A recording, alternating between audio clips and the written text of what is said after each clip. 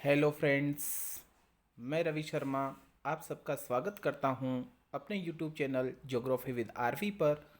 आज बहुत ही important topic पर अपन डिस्कस करने वाले हैं। टॉपिक है टेंस। क्लास 6 to 12 एक इम्पॉर्टेंट टॉपिक हमेशा से ही रहता है टेंस। और जो भी कॉम्पिटिटिव एग्जाम्स हैं उनमें भी टेंस से रिलेटेड बहुत सारे क्वेश्चंस पूछे जाते रहे हैं। तो आपने जैसा कि थंबनेल में देखा होगा, आज की क्लास का थंबनेल में आपने पढ़ा होगा कि भूल कर भी नहीं भूलोगे टेंस की टेंशन अब दूर।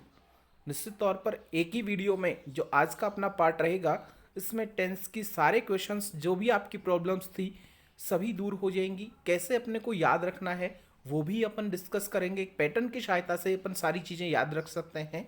तो क्लास में लास्ट तक आप जुड़े रहें। अगर चैनल पर आप नए हैं तो चैनल को सब्सक्राइब करें, अपने फ्रेंड्स के साथ वीडियो को शेयर करें। वीडियो को अगर आप वीडियो पसंद आया है आपको तो वीडियो को आप लाइक करें। आइए शुरू करते हैं आज की class. Tense. Tense is originated by tempus. Tempus जो है वो एक लैटिन वर्ड है। टेम्पस क्या है? एक लैटिन वर्ड। और टेम्पस का मीन होता है टाइम। टेम्पस का मीन क्या होता है? टाइम। तो अगर हम बात करें कि टेंस टेंस क्या है, टेंस एक लैटिन वर्ड टेम्पस से बना है। और टेम्पस का मीन क्या होता है? टाइम होता है। टेम्पस का मीन होता है टाइम। तो टेंस को भी अपन यही बोलते हैं कि टेंस यानी काल या समय। टेंस का अर्थ क्या बोलते हैं अपन? काल। हिंदी में अगर हम बात करते हैं तो काल या समय इसको बोलते हैं। आगे अपन बढ़े। टेंस के 3 पार्ट्स होते हैं। कौन कौन से? एक प्रेजेंट, दूसरा पास्ट और तीसरा future. There are 3 parts of tense: present, past and future tense. Present tense, past tense और फ्यूचर टेंस। एक तरह से बात करें तो टेंस हो गए एक दादाजी और उनके 3 पुत्र हो गए। पहला प्रेजेंट, दूसरा पास्ट और तीसरा फ्यूचर। एक प्रेजेंट, दूसरा पास्ट, तीसरा फ्यूचर। आगे हम बात करें कि प्रत्येक टेंस का जो पार्ट है, प्रेजेंट, पास्ट और फ्यूचर, इन प्रत्येक पार्ट के there are 4 parts of each tense. प्रत्येक टेंस के कितने भाग होते हैं? 4 भाग होते हैं। There are 4 parts of each tense. Indefinite, second है कंटिन्यूअस, थर्ड है परफेक्ट और फोर्थ है परफेक्ट कंटिन्यूअस। जैसे हम प्रेजेंट के भाग करना चाहेंगे 4, तो इससे पहले ऐड कर देंगे प्रेजेंट। इससे पहले क्या ऐड कर देंगे? प्रेजेंट। तो हो जाएगा present indefinite tense, present continuous tense, present perfect tense, present perfect continuous tense. अगर प्रेजेंट की जगह हम पास्ट के 4 भाग करना चाहेंगे तो इससे पहले ऐड कर देंगे पास्ट। तो हो जाएगा past indefinite, past continuous, past perfect और पास्ट परफेक्ट कंटिन्यूअस। ऐसे ही अगर हम फ्यूचर के करना चाहेंगे तो फ्यूचर के भी 3 और 4 भाग हो जाएंगे: future indefinite, future continuous, future perfect और फ्यूचर परफेक्ट कंटिन्यूअस। तो प्रत्येक टेंस के कितने पार्ट होते हैं? 4। और टेंस कितने? 3। आगे हम सबसे पहले आज डिस्कस करने वाले हैं प्रेजेंट इंडिफिनिट टेंस की। सबसे पहले डिस्कस करेंगे कौन से टेंस के बारे में? प्रेजेंट इंडिफिनिट टेंस के बारे में डिस्कस करेंगे। प्रेजेंट इंडिफिनिट टेंस, सबसे पहले तो इसकी पहचान अगर हम देखें तो हिंदी वाक्यों की पहचान कैसे होगी? हिंदी वाक्यों के अंत में ता है, ती है, ते है, ता हूं, अगर इन शब्दों का उच्चारण हो रहा है तो वे सारे सेंटेंस कौन से टेंस के होंगे? प्रेजेंट इंडिफिनिट टेंस के होंगे। जिन भी हिंदी वाक्यों के अंत में ता है, ती है, ते है, ताहू का उच्चारण हो रहा है तो वो सारे ही वाक्य प्रेजेंट इंडिफिनिट टेंस के होते हैं। बात करें तो इस टेंस की हेल्पिंग वर्ब 2 हैं, डू और डज। एक डू है और दूसरी डज। इनका यूज, डू का यूज होता है प्लूरल सब्जेक्ट्स के साथ। डू का यूज कहाँ होता है? प्लूरल सब्जेक्ट्स के साथ। जबकि डज का यूज होता है वो होता है सिंगुलर सब्जेक्ट्स के साथ। सिंगुलर सब्जेक्ट्स के साथ। लेकिन एक इंपॉर्टेंट नोट इस टेंस में है। प्रेजेंट इंडिफिनिट टेंस अपन चर्चा कर रहे हैं तो प्रेजेंट इंडिफिनिट टेंस में एक इंपॉर्टेंट नोट है। क्या है इंपॉर्टेंट नोट? इस टेंस के अफर्मेटिव सेंटेंस में हेल्पिंग वर्ब का यूज नहीं होता।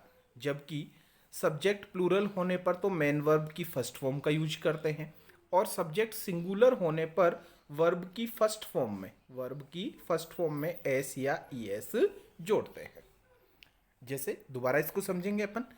अफर्मेटिव सेंटेंस, अपन 4 प्रकार के सेंटेंस यूज लेते हैं टेंस में। अफर्मेटिव, दूसरा नेगेटिव, तीसरा इंट्रोगेटिव और चौथा इंट्रोगेटिव नेगेटिव।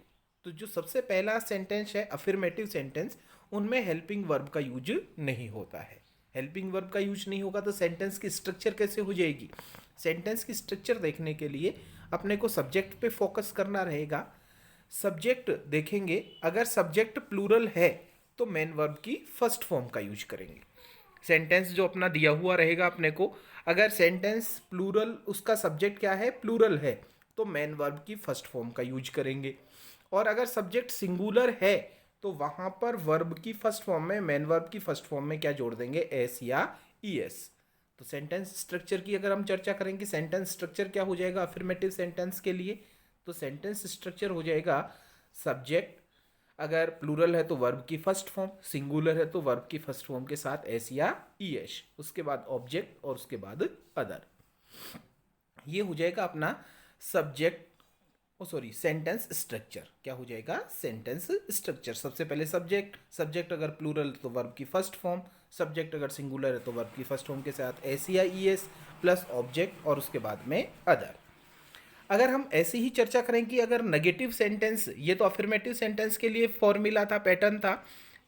अगर नेगेटिव सेंटेंस की चर्चा करें कि नेगेटिव सेंटेंस के लिए क्या सेंटेंस स्ट्रक्चर रहेगा, तो नेगेटिव सेंटेंस के लिए जो सेंटेंस स्ट्रक्चर रहेगा वो सबसे पहले सब्जेक्ट, उसके बाद हेल्पिंग वर्ब डू और डज हैं। और अपन ने चर्चा करी थी कि डू का यूज तो होता है प्लूरल के साथ, और डज जो हेल्पिंग वर्ब है वो यूज होती है सिंगुलर सब्जेक्ट के साथ। वो किसके साथ होती है? सिंगुलर सब्जेक्ट के साथ।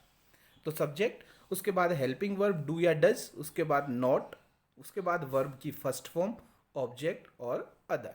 जैसे दोनों सेंटेंस के अपन एग्जाम्पल देखें, अफर्मेटिव सेंटेंस का एग्जाम्पल क्या रहेगा और नेगेटिव सेंटेंस के लिए एग्जाम्पल क्या रहेगा, दोनों की चर्चा अपन करें।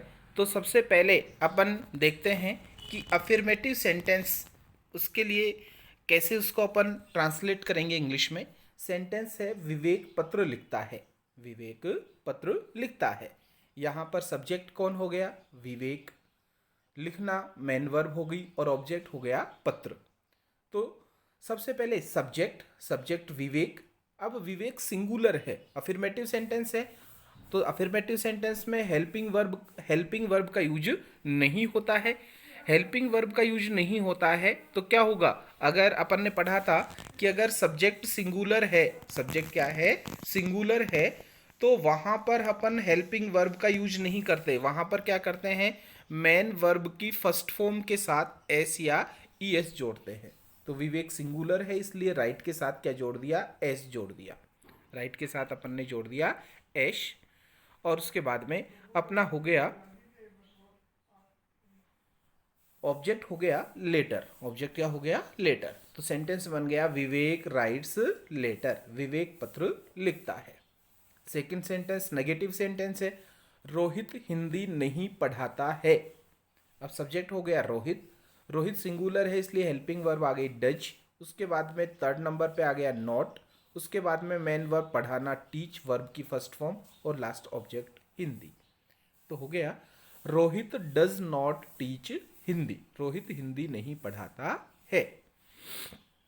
फिर आगे सबसे इंपॉर्टेंट जो चीज़ है, इंपॉर्टेंट फॉर एग्जाम, वो है करेक्ट फॉर्म्स। सभी बोर्ड क्लासेस में 5th, 8th और 10th तीनों क्लासेस में जो भी बोर्ड एग्जाम्स की क्वेश्चन पेपर होते हैं, उन क्वेश्चंस पेपर में करेक्ट फॉर्म से रिलेटेड क्वेश्चन आते हैं। उन भी एग्जाम में किससे रिलेटेड क्वेश्चन आते हैं? करेक्ट फॉर्म से रिलेटेड क्वेश्चन अवश्य पूछे जाते रहे हैं। उन करेक्ट फॉर्म के क्वेश्चन को कैसे सॉल्व करें, कैसे अपन आइडेंटिफाई करेंगे कि ये जो सेंटेंस है वो प्रेजेंट इंडेफिनिट टेंस या प्रेजेंट सिंपल टेंस का सेंटेंस है। तो there are some important words, या दूसरे शब्दों में बोलें तो एडवर्बियल्स। कुछ इंपॉर्टेंट एडवर्बियल हैं, और उन एडवर्बियल की सहायता से अपन क्या कर सकते हैं, इनको किसी भी सेंटेंस को अपन आइडेंटिफाई कर सकते हैं कि वो सेंटेंस प्रेजेंट इंडेफिनिट टेंस का होगा।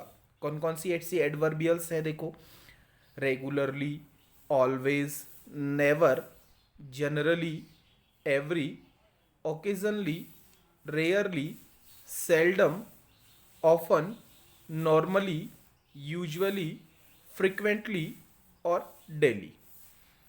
ये कुछ एडवर्बियल्स हैं, कुछ वर्ड्स हैं, regularly, always, never, generally, every, occasionally, rarely, seldom, often, normally, usually, frequently और डेली। अगर इन एडवर्बियल्स में कोई भी एडवर्बियल इंग्लिश सेंटेंस में होती है तो वो सेंटेंस अपना प्रेजेंट इंडिफिनिट टेंस का हो सकता है। कौन से टेंस का हो सकता है? प्रेजेंट इंडिफिनिट टेंस का हो सकता है। जैसे एग्जांपल अपन देखें, एग्जाम में कैसा क्वेश्चन आएगा, उसको कैसे अपने को सॉल्व करना रहेगा, इसकी अपन डिस्कस करें, इसकी अपन चर्चा करें। तो देखें एग्जाम्पल कैसे क्वेश्चन अपने एग्जाम में आएंगे। एग्जाम्पल है she often blank take coffee in morning. यहाँ पर ये अपना सेंटेंस है और क्वेश्चन आएगा कि fill in the blanks with correct form of the verb given in the bracket. कोष्टक में दी गई जो वर्ब है उसकी सही फॉर्म चुनकर और ब्लैंक यानी कि रिक्त स्थान में फिलअप कीजिए, भरिए। ये अपना क्वेश्चन रहेगा। Question she often take coffee in morning. तो सबसे पहले जो अपने को काम करना रहेगा वो है सेंटेंस की आइडेंटिफिकेशन। सेंटेंस की पहचान अपन करेंगे, आइडेंटिफाई उसको करेंगे। तो आइडेंटिफाई करने के लिए अपन ने कुछ एडवर्बियल्स पढ़ी थी, regularly, always, never, generally, every, occasionally, seldom, often, frequently, daily. ये सारी जो भी एडवर्बियल्स अपन ने पढ़ी थी उनमें से एडवर्बियल यहाँ पर आ रही है ऑफन। क्या आ रही है? ऑफन। अब अपन ने टेंस तो आइडेंटिफाई कर लिया कि टेंस कौन सा है, प्रेजेंट इंडिफिनिट। अब फिल कैसे करेंगे, फिर अपन देखेंगे सब्जेक्ट। सब्जेक्ट क्या है यहाँ पर? सी, सिंगुलर है। तो सिंगुलर सब्जेक्ट हो, अफर्मेटिव सेंटेंस हो और प्रेजेंट इंडिफिनिट टेंस हो तो मेन वर्ब की फर्स्ट फॉर्म के साथ क्या जोड़ देंगे? एस। तो अपना उत्तर हो जाएगा टेक्स। क्या हो जाएगा? टेक्स। मेन वर्ब की जो टेक है उसके साथ क्या जोड़ देंगे? एस जोड़ देंगे।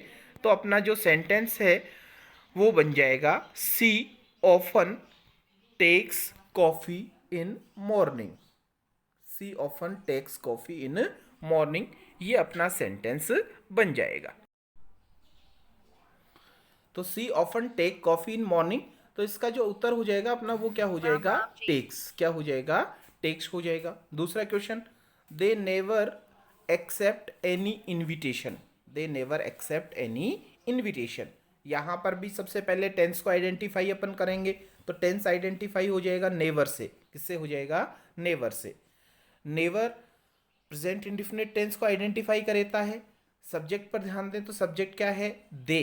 प्लूरल सब्जेक्ट है और प्लूरल सब्जेक्ट होने पर वर्ब की फर्स्ट फॉर्म। तो एक्सेप्ट का एक्सेप्ट हो जाएगा। They never accept any invitation. तो अपना सेंटेंस का जो आंसर हो जाएगा वो सेम टू सेम ऐसा हो जाएगा, they never accept any invitation. Question number third, we always go for morning walk. We always go for morning walk. यहाँ पर भी ऑलवेज आ रहा है। इससे अपने को पता चल रहा है कि ये जो अपना सेंटेंस है वो प्रेजेंट इंडेफिनिट टेंस का है। सब्जेक्ट प्लूरल है। सब्जेक्ट प्लूरल है, सेंटेंस अफर्मेटिव है, टेंस प्रेजेंट इंडेफिनिट है। तो यहाँ पर भी वर्ब की फर्स्ट फॉर्म एज इट ऐसा कैसा रह जाएगी? तो हो जाएगा we always go for morning walk. Third है we always go for morning walk. Fourth आता है Riya cook dinner daily. Riya cook dinner daily.